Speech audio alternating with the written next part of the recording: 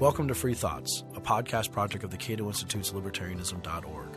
Free Thoughts is a show about libertarianism and the ideas that influence it. I'm Trevor Burrus, a research fellow at the Cato Institute Center for Constitutional Studies. Sitting in for Aaron Powell is Jason Kuznicki, a research fellow at the Cato Institute and the editor of Cato Unbound.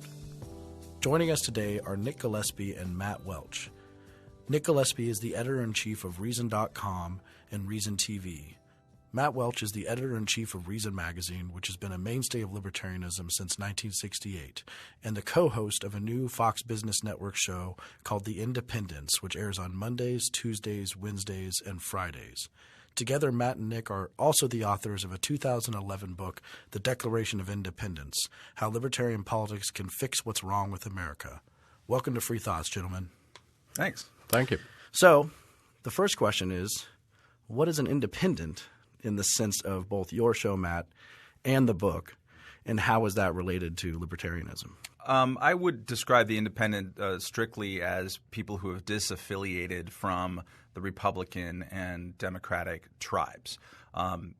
Gallup has been asking and Pew has been asking, Gallup for 20 years, 25, Pew for 40, not necessarily who are you registered with, but who do you sort of feel like part of? Who do you affiliate with, Democrats, Republicans, or nobody? And the nobody in 1970 was 20%. Now the nobody is up around 43%, 46% by some measures.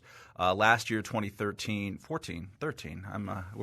we're in the future, was the highest in the history that Gallup has been studying it, which was at 43%, but at the end of the year it was at 46%.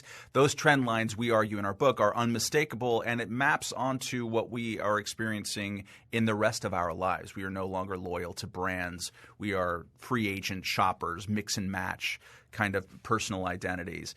So when you're independent, and you can look at poll data on a variety of questions, you're not predictable, right? So your view on the NSA does not depend on whether George W. Bush or Barack Obama is in power, quite unlike the view on the NSA of Democrats and Republicans. Team players. And so people are not just becoming more independent themselves and sort of not listening, not hearing the dog whistles, but they're also, and maybe Nick can speak to this more, using the concept, the tactic of independence as a way to exert their will onto a tired and sclerotic political system. Yeah, and I think it's important. We certainly do this in the book, and actually this, I think, is the most exciting part of the Fox Business show that Matt's co-hosting with Kennedy and Camille Foster, is that it's broader than politics. It informs politics, but it's this sense of independence, of detribalization, where you're not saying, okay, you know what, I come from a family that always buys Ford cars or Chevrolets. It isn't like that. Each time you're buying a car or even making a decision to buy a car, you're rethinking that from a different position. And it's a plurality of people. It's not quite a majority yet. And when you start thinking about that in terms of racial identity or cultural identity, there's a reason why independent cinema, independent music, all of this stuff is kind of flourishing in concert with one another. And it's very exciting. It's an outgrowth of technology. It's an outgrowth of wealth, outgrowth of increases in education that may not bring smarts with it, but bring a sense of like, you know what, I can make my own decisions, and God damn it, I'm going to make my own decisions. So it does lead to an unpredictability, I think, if you're trying to say, okay, well, we know we've got this amount of Democratic voters. They'll do whatever we want if we say we're Democrats or Republicans. And what a lot of businesses have had to do, a lot of churches, and certainly politics. And one of the notes that we keep hitting in the book is that politics is a lagging indicator for where society is. It's the Mr. T of the A-team. It's the last one to get the joke. They have not quite figured out how to deal with. Right now we have people like Rand Paul, who is fabulous on the NSA and fighting against the Defense Department, and is also talking about welfare. I mean, this is a kind of – Republicans don't know how to deal with him, much less Democrats. And we're building a new kind of consensus which is built around independence. And the overlap with libertarianism is this. Libertarians themselves are much more independent than they used to be. They used to be much more a reliable Republican vote during the Cold War, for example. And especially young libertarians, they are completely unpredictable. They vote for Barack Obama. They're crazy. Yeah. They cray. But also, and independents themselves, when you poll their attitudes, they tend to be more libertarian than an already steady trending libertarian public is on issues like gay marriage, on issues like the size and scope of government, on issues like legalizing marijuana. So they are kind of the cutting edge of where the culture and politics will end up going. And it's precisely in those areas where they and the public at large are trending in a direction and yet are not being served by the two political tribes. That's where dynamic change is happening right now. I mean, a year and a half ago, if we thought we'd be sitting around talking about having two legal states for recreational marijuana and a president changing his tune on it every single day, kind of that you can feel the fists unclenching all around the country, and politicians are now scrambling to out anti-drug war one another. That was crazy talk a year and a half ago only. But if you'd been studying the trend lines and the poll lines of independents in particular, and also of the general public compared to what their useless political parties were doing, this would have been predictable. And in fact, we predicted that in the book. So do you think that there's another argument, though, that you could say that the tribalism is increasing, which I think it's a good point that, it's increasing across the board. We don't watch the same TV shows anymore. 80 million people watch MASH and only 13 million watch Laws. I think you're right in one way and off base in another. There's no question that there's more fragmentation in terms of certain types of cultural consumption and even political consumption. The TV shows, I remember writing about TV audiences back when Seinfeld was the number one show. Its ratings would not have placed it in the top 10 in the years when the Beverly Hillbillies was the top show. Yeah, everyone watched it. It was water cooler conversation. So, yes, and yet Seinfeld was a show that still infuses our popular culture and reference today. So we can overplay fragmentation, and a lot of critics, especially on the left and sometimes on the right, say, this is the problem with capitalism, is that it fragments, it segments people into very small niches and destroys common culture and things like that. I think there's some truth to that. We can now consume and produce the culture we want, and that leads to a more varied culture. It leads to a more varied produce section in the supermarket. And when you go to restaurants, and that's all good, and I don't think there's that much of a loss. But you are right, I think, in saying that the tribalism in politics – among the dead enders. And, and now we're down to, according to Gallup, I guess it's like, down from almost 50% of people in the early 70s considering themselves Democrats, not necessarily registering, but considering that. It's down to like 31 or 32. For Republicans, it's down to like 25% of the population. Those people, these are that Japanese soldier who famously kept fighting the war. Yeah, he just died. For years later. But wait, I'm saying that these people who are still like into political identities that they think are fixed and unchanging, they are dead enders, and they are getting more and more ballistic, which is why you have, it's MSNBC versus Fox News. It is Republicans versus Democrats, like trying to pretend they have nothing in common when, in fact, they're pretty similar. Well, they are pretty similar, but they also have a really big structural advantage that's not going to go away. That's true. If you're looking at party politics, the entire reason it exists is because of the nature of our election law, the nature of first past, opposed voting, and voter access, qualifications for getting on the ballot, and that's not going away. That's not going to change. What you're seeing is yes, people are disaffected with the system, but they have nowhere else to go. And so while identification with a particular party may be in decline, the perception of the other party is getting worse and worse and worse all the time. We talk about this a lot in our book. When we toured it, people would always ask, so does this mean the Libertarian Party is going to break through, or we're going to finally break apart the two-party system? And we would be perpetually disappointing to all those people because, no, it's not going to happen.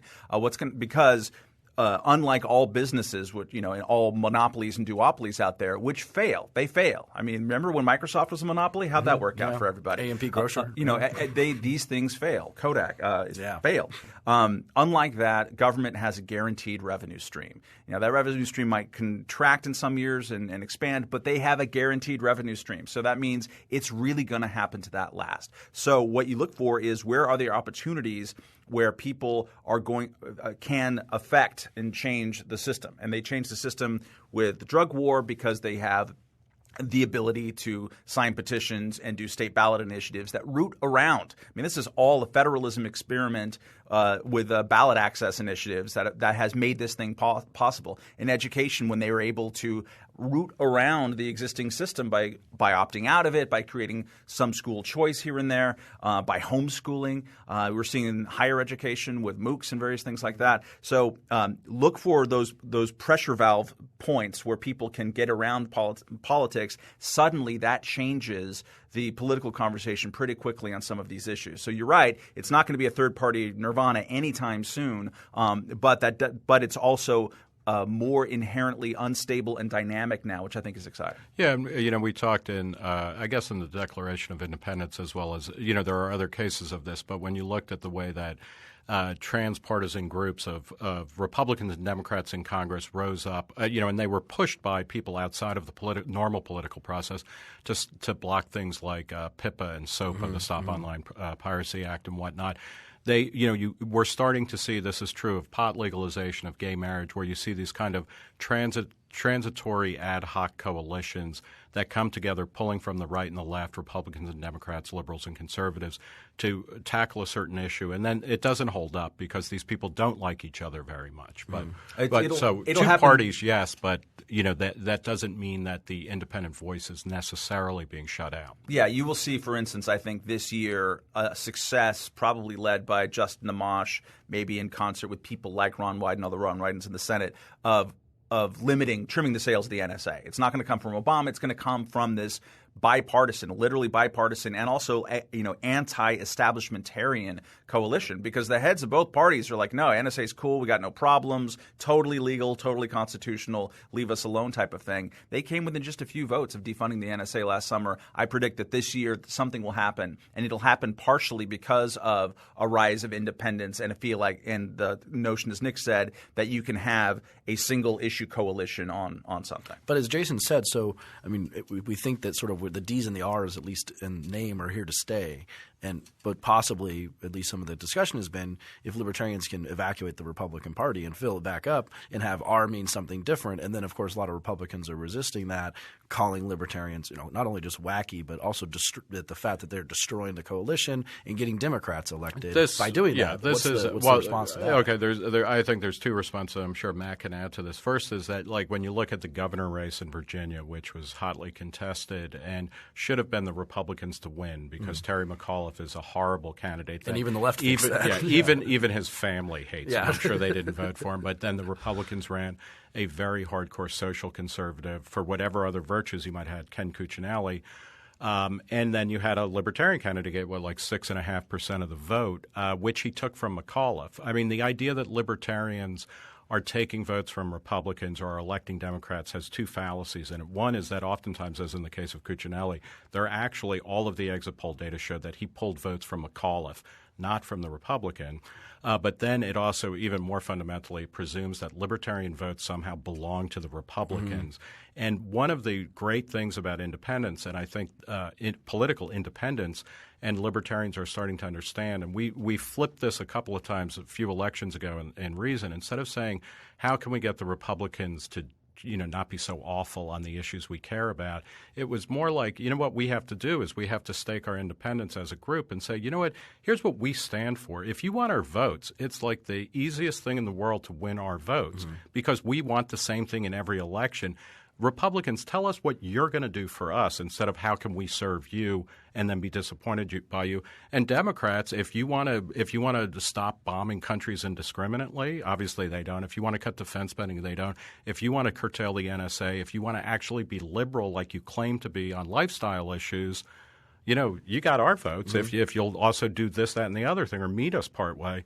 And so, I think that's a place where independence is starting to grow. And libertarians need to understand that we don't belong to either party. And more importantly, those parties have to understand that if they want our votes, very easy to get because, libertarian voters are reliable, predictable, and dogmatic about reducing the size, scope, and spending of government. That's all you have to do. To be independent is actually really important because you can see the opposite of that in, say, the pro-life movement, where there's no question what party they're going to vote for, and a cynic will look at that and say, well, of course, then that means the party doesn't really have to do anything for them, and you get a lot of symbolic votes on pro-life issues, but you don't really see the Republican Party trying very, very hard to actually ban abortion. There's a lot of symbolism. There's a lot of work in tiny little steps along the margins to make things maybe a little harder here or there. But it's never going to happen because then they know that they will lose these votes. If there's any population group of which 90% votes for one of those two parties, you can bet that group is not going to get what they want in the election. It's this weird perversity, and I think more and more people are waking up to that. I mean, think of how many Democrats have been thinking that they've been voting for the party that's against the drug war for 20 or 30 or 40 years. After Obama immediately, broke all George W. Bush's records of raiding medical marijuana shops, you started to see the fog slowly lifting. And deporting immigrants. And deporting immigrants. It's like it goes on, yeah. Drone attacks. Drone attacks. And what I'm heartened by is that finally and belatedly, we were seeing some Democrats starting to primary one another over these issues. There's Beto O'Rourke, who primaried successfully a Democrat down in New Mexico on the issue El Paso on the issue of the drug war. And there's a recent political story saying that there's a spate of new candidates who are both primarying and also running against Republicans in the general based on surveillance in opposition to that. So once they have been studying the Tea Party's tactics, all these two-party politics, they're always copying each other's moves. Media Matters and the Soros empire was sort of a response to the Republican Revolution of '94 in some ways. And so they're going to take those tactics, hopefully, and start doing the same kind of thing that Club for Growth and Freedom Works and others have been doing on the right, which is, hey, we want to impose our values and make these people wake up to issues that we really want. That will all be to the good of libertarians and independents. If we have more Jared Polis Democrats, then Democrats are a lot more interesting than they currently are now to libertarians. But where we see – so I've always said that I think the Democrat barometer is like Aaron Sorkin. Wherever Aaron Sorkin is, like in the West Wing, it's about technocracy and a really smart president, Clinton-era stuff. Now they get disappointed in Obama, and now he's at the newsroom, which is we need better media to get out there and shine a light on something. But we also have another thing coming in, which I think is a danger, is the populism. Right, from the Democrats coming in with Elizabeth Warren populism, and they might start primarying people on that issue at a Tea Party type of thing. Who's going to give away the most spoils to the constituencies? Yeah.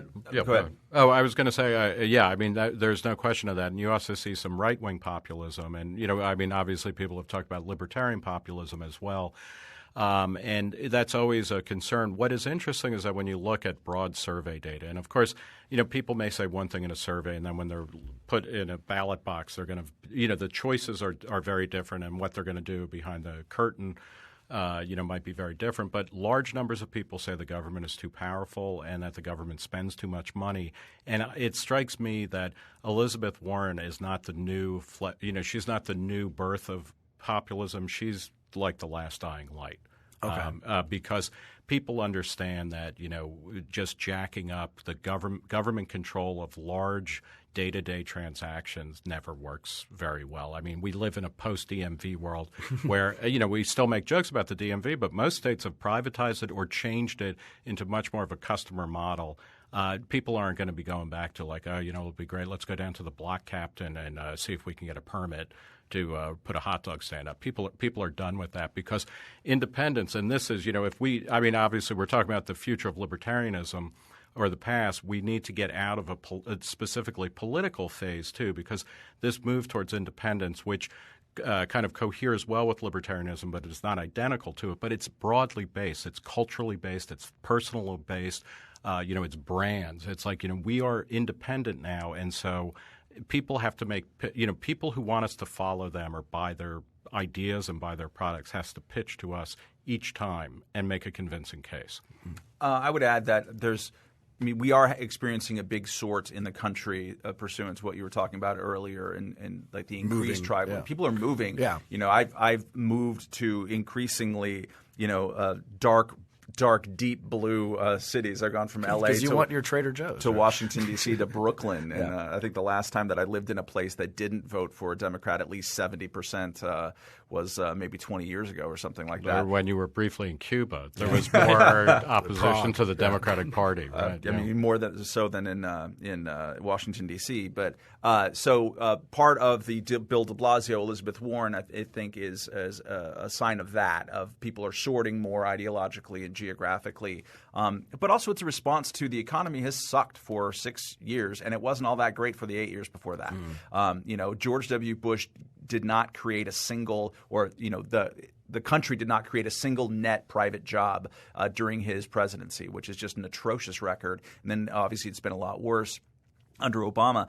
And so there's going to be reactions to this. It's the wrong reaction on the left. And we've seen, to my great chagrin, the Democratic Party, kind of the center of it, move very, very leftward on economics since the time of Bill Clinton. I mean, third-way Democrats, new Democrats, all that thing is dead. It's amazing to watch them. And I saw this at the 2008 Democratic Convention where Hillary Clinton sat and took credit for every single good thing that happened under Bill Clinton and then spent the rest of the time trashing all of the policies that made that possible, right? Like just trashing free trade, trashing NAFTA, trashing Glass-Steagall Act, not that that made anything necessarily possible. And of course not taking responsibility for DOMA or the Welfare Reform Act. Welfare Reform, I mean, it's kind of stunning to watch. And so Democrats, I think to go on what Nick was talking about, I mean, if they think this is national saleable politics to have $15 minimum wages everywhere and to say that we really need to, expand Social Security and Medicare right now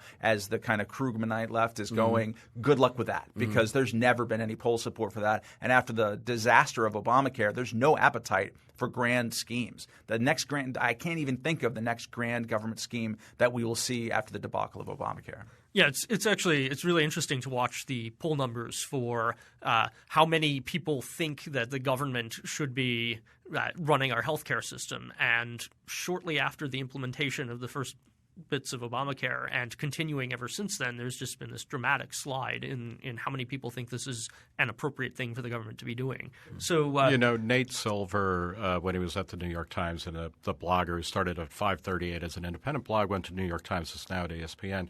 Last year, I guess he had a pretty interesting thing, which he was actually obviously reading a lot of Reason and Cato stuff, of where one of his points was that the government has gone from providing various kinds of services or regulations to basically being an insurance provider. It provides more and more in terms of health care, in terms of retirement and things like that. And he pointed out, nobody likes their insurance agent. And, if the government is now an insurance agent where more and more of its money or our money is spent in transfer programs and saying, okay, here's guaranteed income, guaranteed retirement, guaranteed health care, it's going to sink in popularity, and I think we're seeing that. Yeah, Ezra Klein has an analysis where he points out that if you look at the budget of the federal government, essentially it is a very well-armed insurance provider is what he calls it. And I want to say to him, Ezra, my friend, why are you not over here with us as a libertarian? Isn't that obvious? Because, and this is where – and I don't think this tracks even into the Democratic Party, but certainly not into the country at large. There's a bunch of people. Klein is like this. Krugman certainly. But we'll do it smarter. I mean, they really do have that kind of Hayekian fatal conceit, and it might not be as grand as the Bauhaus crowd or something that we can lay out a perfect city and order society perfectly. But they really do think like, we just have to twist a couple dials here and adjust for this and give a little bit of more of a wide-ranging tax break here, and it'll work out. And that's just not the way the world is going. And the reason it isn't is because people have had a taste of what happens when they have a little bit of freedom to just kind of do what they think they want to do. You seem incredibly optimistic. And if I may just throw a little bit of cold water here, I recall – well, first of all, I'll say this optimism is a really big change in the libertarian movement because if you go back and look at libertarian literature from, say, the 1970s, you will read things like by 1985, the stock market will have collapsed, the dollar will be worthless, the Soviet Union will be in charge, and just really, catastrophe horribly dire predictions about what's coming in the future. And I've got one thing I'm thinking about that Murray Rothbard wrote it was a book about predicting the future, and he had a little blurb in it, and he said, we're going to collapse. We are absolutely going to collapse, and this was in the late 70s. You seem to be very optimistic. What's changed? Nothing's changed in terms of reason. I mean, Nick and I have been fortunate enough to have edited the magazine, and if you go back and look at the archives, and Rothbard used to be a columnist, and he was probably the most apocalyptic writer in the history of reason. He sort of stuck out in there because, we have the DNA of actually being optimistic. There was a cover story, I think, from the late 70s talking about how all these computers are going to network with one another, and you're going to be able to work out of your own home and plug into a decentralized network. It's going to empower the individual. I mean, it really kind of predicted the internet in a way without using the word. There is, I mean, to be fair, there is some apocalypticism in reason. I remember a 70s interview with Harry Browne where he was talking about, look, of course you got to buy gold, but then you also have to stash it far enough out of the city so that the hordes don't come to it when the whole, shitstorm happens. But it's got to be close enough where you can get to it, quickly without other people finding it. But continue. So I mean, and I think there has always been there's a contemporary strain of apocalyptic libertarianism. I mean, listen to Peter Schiff for a half a day or half a minute, and it's going to be a Weimar Germany. Things are going to collapse. By the way, we all are. Matt and I, we should explain that we also are buying heavily in wheelbarrow stocks. Oh, yes. Because it's the one thing that'll hold up under hyperinflation. But I think there's a tension there. I mean, I think sort of Austrian economic libertarianism tends to go more towards the apocalypticism kind of vein. And also, let's remember, like back in the 70s kind of sucked, even though they were when Nick and I grew up and we loved them. Now this is the fun. Well, okay. No, sorry, except for the first 4 albums. As a macro story, as a macroeconomic story, and as safety and city stories, the 70s sucked. But as Nick and I wrote in the intro to the book, it was actually this incredible ferment for incredibly positive change. I mean, and we started writing our kind of libertarian moment, which was an essay that ended up becoming the book. It was targeted for our 40th anniversary, issue, which we decided for some reason was going to be the November 2008 issue. So let's remember what was happening in the fall of 2008. Nick and I are like, we're coming out guns blazing. It's really on us. We're ready to go. Financial crisis. George W. Bush says, normally I'm a fan of capitalism, but the entire country goes crazy. And so we had to finish the essay under these circumstances. And it was a big gut check. Like, do we even really believe this? All this kind of stuff. And we hearkened back to history of 1971, August 9th, when Nixon, goes off the gold standard, wage and price controls, like crazy stuff that we can't currently imagine. And if someone would have said at that moment, in August of 1971, the 70s are actually going to be a decade of great libertarian change, you would have been hauled off into, the One Flew Over the Cuckoo's Nest set and administered spanks by Nurse Ratched. But yet it was there. There was, airline deregulation was already starting to kind of wheeze into gear. The military draft ended within a couple of years after legalizing home brewing. Legalizing home brewing, all these kind of things. I mean, there were actually positive economic changes or deregulatory changes, but then there was also, and it's not to say that, there was violence in cities continue to climb. Crime rates went up and things like that. But by the same token, there was a massive, and productive change in personal lifestyle. Things loosened up so much, and there's so the PC revolution is a function of the 70s. It didn't happen in the 60s, and it didn't happen in the 80s. It happened in the 70s, and there was all kinds of really interesting ferment going on. Incredible culture. I mean, it was a remarkable. I mean, Tom Wolfe in the Me Decade was talking about how it was really finally the sort of manifestation of a real middle class where everyone could be their own kind of king and act like it and have that sense of entitlement, like an aristocrat. Like, hey, you know what? I'm going to dress like the king. Men and women started dressing flashily. Cheap goods became available for the first time in the 70s, like consumer goods. And we're going to, you can't tell by looking at somebody's collar anymore what they were like. That happened in the 70s. So if you over-focus on, what's happening in Washington and a lot of the macro stuff, and also if you come from certain traditions within libertarianism, you can get to the apocalypse really quick. But then if you step back and look at long trend lines since 1800 or even since 1970, which we repeatedly do in the book, it's really hard to be taken seriously when you say, the world is going to hell in a handbasket, even though now 2/3 of the world is free, now that 1 billion people have gone out of poverty in the last 15, 20 years. I mean, the long trend indicators are still phenomenal, and we should be optimistic about it. And I think that's one of the interesting points in the book. You talk about sort of mass amnesia and call out the fact that people seem to be forgetting all the time. Politically, for example, the permanent Republican majority idea in the early 2000s. And which was immediately replaced by the permanent Democratic majority, because in 2006 it was all over whenever the Democrats took over, and then Obama wins, and then in 2010 we're back, and now everybody's predicting the Republicans are going to retake the Senate. So, yeah. And another idea of that amnesia is the deregulation, which you just mentioned in the horrible Carter days, and how that actually happened with Democrats doing that. Right. Could we ever imagine? Would it just be a part of me participating in this amnesia to think that Democrats would ever Ted Kennedy, then non-Justice Breyer, now Justice Breyer, Ralph Nader, like being a part of this? Could this happen again from the left? Could they get into the deregulation? It doesn't look likely in the short term, for sure, but who knows? I mean, things are so flip it. unpredictable. Like, who would have thought that it'd be a Republican, like a rabid Republican leading attacks on the NSA and the surveillance state and the defense state, the military-industrial complex. When you look at people like Justin Amash and Rand Paul, these guys are out there, leading the battle, and so maybe the same party that passed the Patriot Act. Yeah. So and actually, even the guy who passed the Patriot or wrote the Patriot Act is now campaigning against it. There are a lot of people in both parties who really have no particular brief for or against the surveillance state. They just don't, and so you'll see people like Sean Hannity saying that the NSA is vital and it's doing important work and it needs to be doing this work in secret. But that was when George W. Bush was president, and now he's condemning it. When Obama was a senator, he was against a lot of the things that he's in favor of now, and it's all very well documented. And they just change.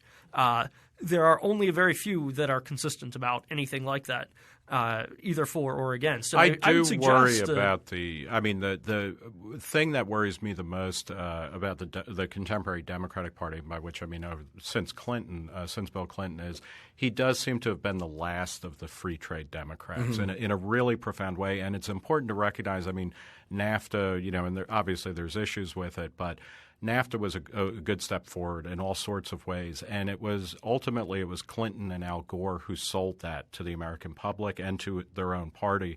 Doesn't seem like, I mean, as Matt was saying, like Hillary Clinton is not the free trader that her husband was, and it's kind of hard to find people in the Democratic Party who are like that.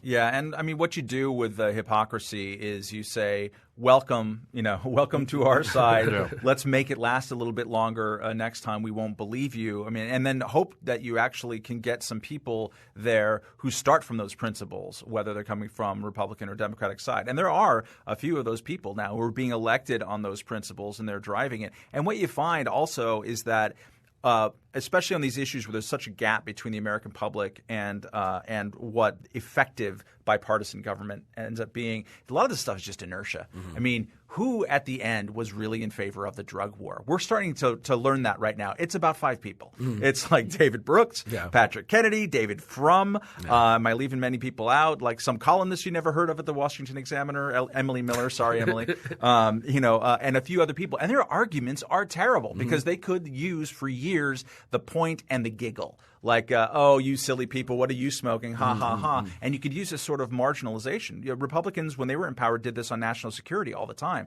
The 2004 Republican Convention in New York was just a festival of calling Democrats and everybody's girly men and pussies. I mean, it was awful. It was disgusting display. But what it revealed is that they didn't have good arguments. And so now, when we talk about the NSA, who's the other side? It's Peter King. I mean, it's ignoramuses talking out of their ass, have no idea what they're talking about, saying, of course, this is totally 1,000% constitutional. There hasn't been a single documented abuse. They're just exposed as liars every day. The hearing last week, we heard about Eric Snowden.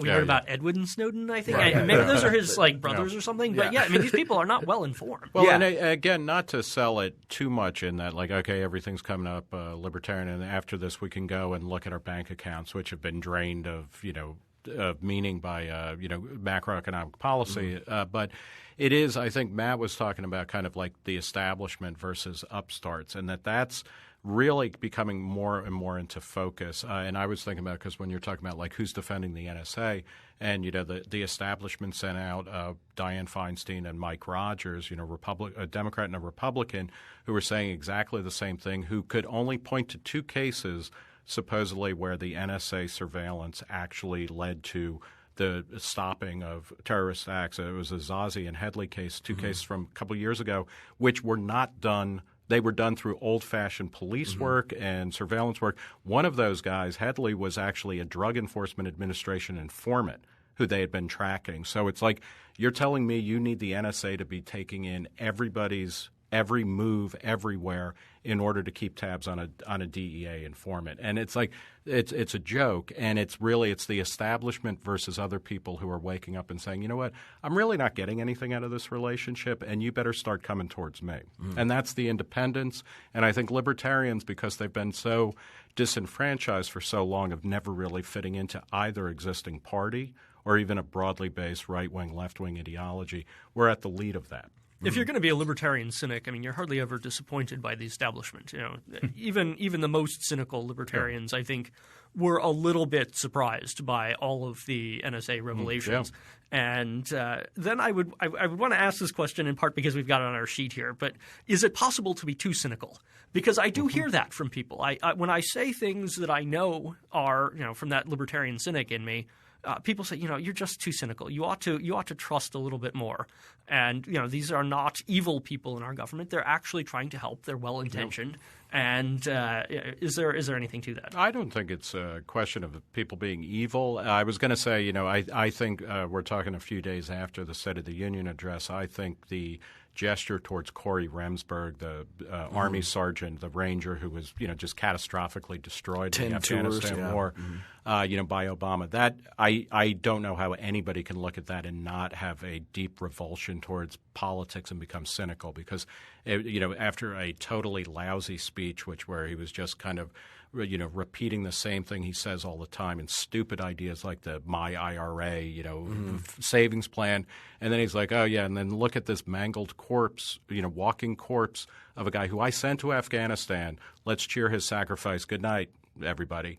You know, I think people understand that this is a guy who did what he was asked to do, who sacrificed his life, and we have to ask him, I mean, to use a biblical metaphor, I mean, you know, he's like Isaac on the altar. We sacrificed him, and to what end? And Obama has, you know, he has jacked up the cynicism quotient like through the roof on that. Having said that, I don't think people in politics are evil. I don't think most legislators are evil, and I don't think that's what cynicism is about.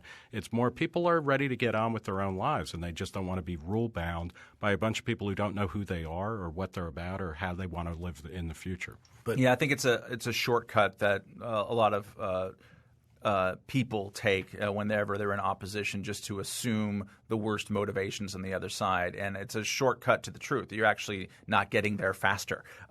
It doesn't actually. It's best to understand the best of the other side's motivations, because that actually tells a more true story and a more libertarian story, which is that, you know, as Charles Peters, who founded the Washington Monthly, back when there was that kind of skepticism among liberals, he would point out it's not enough just to have beautiful divine motivations. There's reasons why systems do or do not work, and part of it is that systems, largely bureaucratic ones, tend to not work. So let's figure that out. It's been a real intellectual backslide of the Democrats, I think, and progressives writ large, is that they've retreated to motivations on the other side. So, you know, you have to be one of us because the other side really is about rich white people who want to suppress everybody else. And, you know, even though Republicans always live down to that caricature, Todd Aiken most memorably, it's still such a shortcut. It's a way to not engage with Republican arguments against you, and it'll shrink that tribe. They'll be more hardcore because they really do think that this predatory class is coming after them. But it's not a way to actually understand what your opponent is doing. But in terms of rhetorical strategy, I mean, there are people who cry when they say the Pledge of Allegiance and cry at the State of the Union, maybe like 4 people. But there are people who do this, and we would come along, many libertarians come along and be like, oh, well, that's stupid, and be very cynical about it. In terms of rhetoric, is that bad as a strategy? Well, and what other things are we doing rhetorically that work and don't work, and what should we shut up about? Well, I don't know that it's a question about shutting up about anything, but I do think that there is if libertarians, and at reason, I mean, we're journalists, but we're also in the persuasion business. We think that a libertarian perspective offers a unique set of insights on the world and also policy prescriptions and ideas to go forward with. I do think that a lot of times libertarians are trapped in a kind of Cold War mindset where there's a kind of big government on one side and then a kind of Milton Friedman rebel, pure capitalist on the other side. I don't know that many people see the world in those terms anymore. And so if we're speaking in those terms, we're going to be missing a lot of conversations we should be involved in. I also think the idea of saying the government can't do anything well or it can't do anything right. Overselling. It's actually – I don't think it's true. You can talk about the inefficiencies and you can always talk about how to make things better. But to claim that the government can never do anything right, it flies in the face of most people. I think even most libertarians' basic, concepts of everyday life or experience with everyday life. So we need to be mindful of that. And another thing that I'm starting to think about a lot more lately is this concept of what happens for not just younger people, but people who don't orient immediately around politics. Like we take for granted, libertarians and I think liberals as well as conservatives, politicized people. Okay, the big major story of the day is always big government versus, the entrepreneur or something like that. Other people just don't – they're not starting from that point of view. And when you look at a lot of like younger entrepreneurs or hipsters or whatnot, that's not what they're thinking about. That's not the life that they were born into.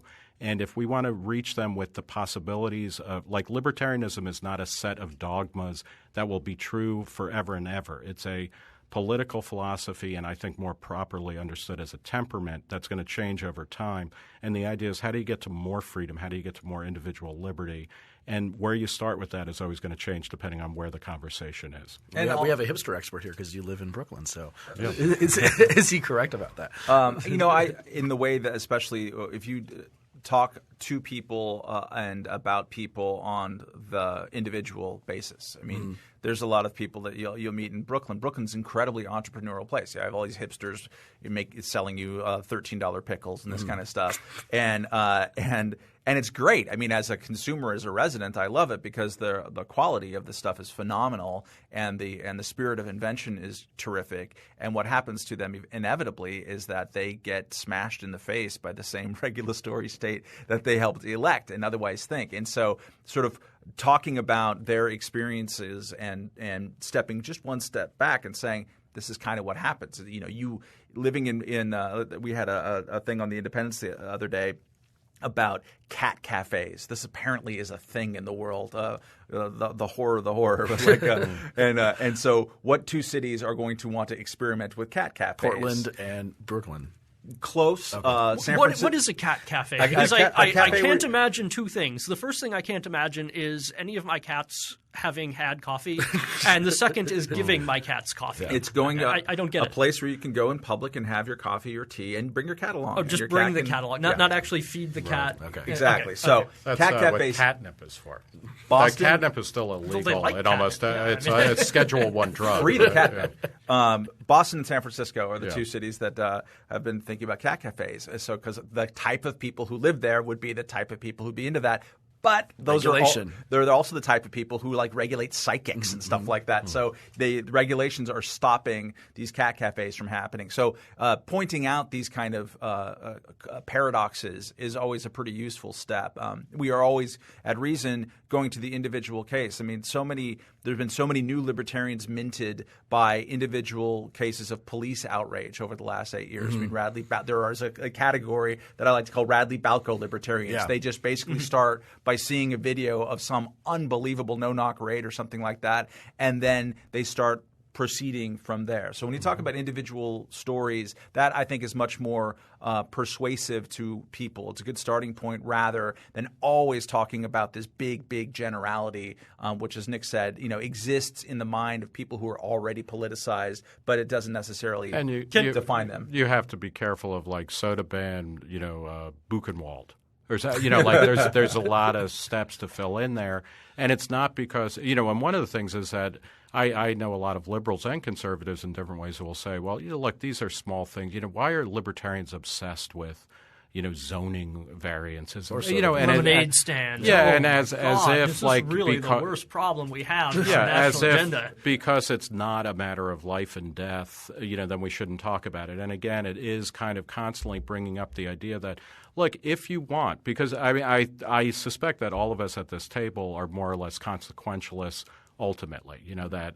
But it's if you want a world that is richer, is more interesting, is more innovative, is more varied, has more possibilities for you and everyone around you, then you might be a libertarian, and here's why. Yeah. And you bring it down to that level of like, you want to open a cat cafe, and then suddenly you're told, no, you got to get 20 licenses. And that's one of Radley's sayings that I use a lot. You brought up Radley. The libertarianism happens to you. I mean, in the way he writes about it, that's a very oppressive, obviously horrible way it happens to people. But when you want to open a cat cafe, you might start looking at that stuff too. But by the same token, do libertarians sometimes scare people away? I mean, Will Wilkinson has this post he just recently made that said, look, if it were not for the libertarians who are weird and who have their very radical ideologies, and if it weren't for them, perhaps mainstream liberals would actually be what they ought to be on the NSA. And I shot back at that, and I was not completely I was actually quite unhappy with that in some ways. But in another sense, I mean, he does have a point. I have seen people say, well, I don't want to make any kind of common cause with libertarians. Sure, I don't like the drug war, but you know what? You guys are crazy. And I want to say, well, crazy is sort of in the eye of the beholder, and when we look at the system that we have right now, what words come to mind for you? Two responses to that. One is that I think Will's essay said much more about Will Wilkinson than it did about anything relevant to today's politics. Is a pretty succinct way of putting it. And another is that the response to that tendency is that, okay, so that means you didn't want to go to any anti-war protest because International Answer was there, and you're totally fine with like the demonization of Answer, which is a bunch of morons, but and so therefore the anti-war movement was on the other side. That intellectual tendency is this tribalism, and that's shrinking, and it's off-putting. It's the people who say, we don't go to that rally against the NSA in Washington because there might be some creepy libertarians there. You're just exposed as an ignoramus if you do that. Well, to Will's credit, he does say that this is completely illogical and it's not good reasoning at all, and he doesn't share it. But he is saying, look, this is reality. This is what happens with people. Maybe, but there's more. It seems like there's more libertarians and libertarian fellow travelers than ever before. I've been working at Reason for 20 years. I mean, I've been a professional libertarian for 20 years. I've never seen as many libertarians and people saying like, hey, that sounds kind of interesting. Can we talk about it than ever before? There's a sense of desperation happening right now. You see it a lot at Alternet and Salon.com and Huffington Post and occasionally at MSNBC too. Of like, don't buy into it. Yeah, I mean, Sean Wilentz had an atrocious piece, really, really just a bad, almost McCarthyite style, although he didn't have power to wield on other people, but type of thing, trying to trash Glenn Greenwald, Edward Snowden, and Julian Assange because Greenwald spoke at Cato a couple of times, and Snowden actually seems to be a fan of either Ron or Rand Paul or both, and that doesn't matter in the world. We're all like these hyphenated individuals, for crying out loud, and we go to single issue topics because that's how we operate. So I will make business and break bread with people who are good on this one issue. I will hang out with Bernie Sanders on this one issue, and then we'll disagree about economics. That's a normal way of looking at it, by sitting around and saying, all right, are we first all ideologically pure before we go against this topic? That is a losing and unattractive strategy, and I'm not too worried, frankly, about it. And this came up in the Tea Party. There's a lot of Wilkinsonian kind of angst when the Tea Party arose, which was that these aren't libertarians. These are going to give libertarianism a bad name and these kind of things. I don't care about any of that. I mean, what I care about is are these people going to be advancing goals that are interesting to me? And especially at the beginning, probably less now, the Tea Party was aimed at the size and scope of government, not at lowering taxes, not at like harshing on immigrants, not about harshing on welfare recipients. It was anti-Obamacare, anti-big government. And that was, that to me was a healthy tradition. And just because some people wore funny hats and didn't, and were personally socially conservative, which I am not, is not, I don't think, an intellectually sound or interesting reason to throw your hands up at it and say, oh, you're discrediting, libertarianism. And again, I think it's also worth talking. To mangle a paraphrase from Jack Kerouac, on a certain level, I want to be out there with the mad ones, the dreamers, the nut jobs, because they're, there's more interest. They're more interesting, and But by the same token, we also have to, and I think a lot of, this is kind of the libertarian conceit of like, liberals would really like us if they realize that we have exquisite taste and discerning sensibilities about clothing and fashion and food, and we're not, knuckle-dragging gold bugs or something. There are really libertarianism is not liberalism light or conservatism light. It is fundamentally different, I think, than either liberalism as we understand it, contemporary liberalism, or conservatism. And it goes back to kind of what Hayek talked about in the postscript to the Constitution of Liberty, which is that libertarianism is not a prescription for the future. It's creating an operating system that allows people to flourish in wildly different ways. And that is going to annoy the hell out of a lot of contemporary liberals, because in the end, and I'm not saying they're evil or rotten or they're Pol Pot except for the charisma, but it's, they don't like the idea of other people being able to live their life the way they want. They would be upset if you open up a cat cafe and then you say, sorry, cats only, no dogs or whatever. And it's like there's a lot of creepy stuff, in the world out there and stuff like that. But libertarians have to, you don't have to be a dick about it, but you do have to make it clear that, like, no, it's not just like we're like liberals. We're just, we also like guns. So maybe you guys have already kind of said this, but if I were to ask you, what kind of libertarian are you?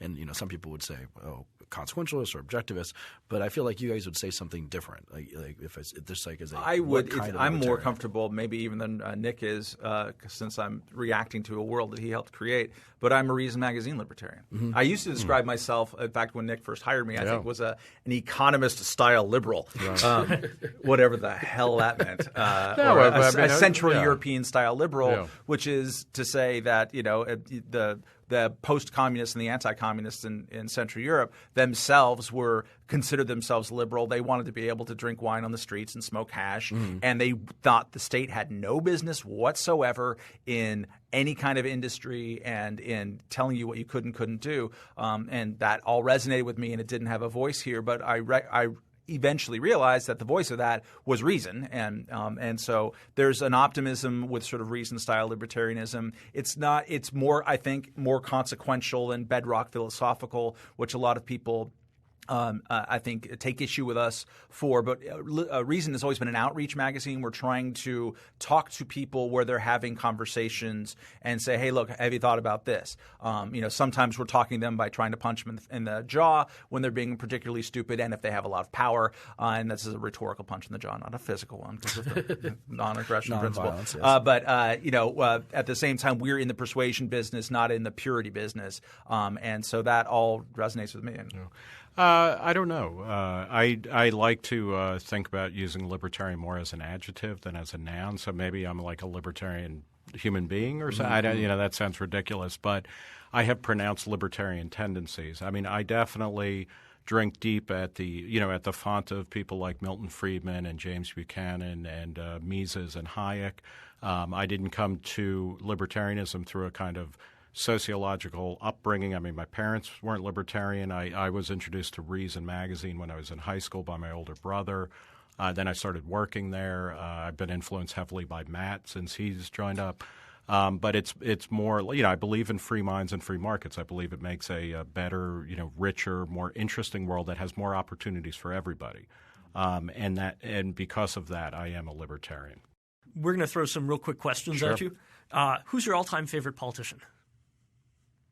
Go ahead, Nick. It's supposed to be a lightning round. You're supposed to be quick. I don't have. I'd say Václav Havel. He's not. I guess he's not a politician. I like Roger Williams as my kind of political hero. Least favorite? All of them. Hitler. That's a good answer. Do you vote? Yes, enthusiastically. Why? It makes me feel good. That's a good It makes me feel like I'm participating in the process, even though there's no statistical point to it necessarily. This one's I vote pretty regularly. I especially vote on local tax issues, and I also typically, I think always vote Libertarian because I'm interested in ginning up ballot access numbers. And this one is a little bit longer answer, but what does rock and roll have to do with libertarianism? Oh, my God, everything. I mean, rock and roll was one of the first great pop teen cultures. It's all about individual liberation. It sparked technological innovation. As much as it's a perfect mix of social and technical technologies changing the way people could express themselves, both through production. It was. There weren't teenagers before rock and roll on some level, and it sort of described and gave people a tool around the world of saying, "Hey, we're going to talk about our concerns, and we're going to shake our pelvis this way." It's an incredibly galvanizing libertarian force, and it is a ground up, a kind of grassroots way, a medium of expression. And it doesn't really mean anything, or rock and roll means something different in 1950s. Cleveland than it did in Kansas or in New York or San Francisco, but as a kind of general catch-all for a medium of kind of popular music that expresses where people are, what their desires are, how they're interrogating their relationship to culture through the act of production and consumption. It's been a fantastic liberatory vehicle. Mm-hmm. Rachel Maddow or Rush Limbaugh? Neither. Well, that's easy. I mean, come on. Yeah. I prefer to watch older Rachel Maddow than newer Rachel Maddow, and both probably to Rush Limbaugh, even though Rush Limbaugh occasionally says very nice things about reason and all these kind of stuff. I just the tribalism of both is off-putting to me, and it's hard to get over. I feel like I could cut and paste both of them and put together a really excellent libertarian. Leaving a lot on the platform, to be sure, but I feel like I could, Frankenstein, but it would take a lot of work, and I can see a little bit of good in both of them. Yeah. Do you have a preference, Nick? I realize this is copping out, but let me throw a mix in Glenn Beck, and the reason being that Glenn Beck, what I find most fascinating about him is his kind of public search or journey away from a kind of cartoon version of Rush Limbaugh, or a JV kind of conservative, to something that in many ways approximates libertarianism, or he's searching for that, and he's reading, and he's an autodidact who is kind of, it's a ballsy move actually to educate yourself in public, and you take a lot of heat. He obviously makes a lot of money.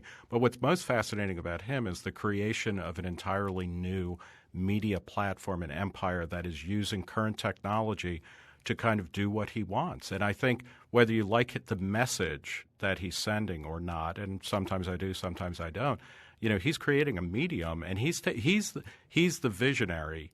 The next step after, Matt is at Fox Business. Roger Ailes is the guy who really created, Ted Turner created cable news. Roger Ailes reinvented it as a tool of kind of political discussion, and everybody else is kind of sniffing his butt on that.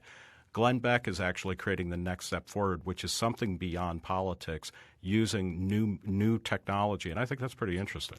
Best argument against libertarianism? No? There's so many, I think, whether they're persuasive or not. The ones that you find the most persuasive either to you on some side that this is something that actually is concerning and we should be concerned with.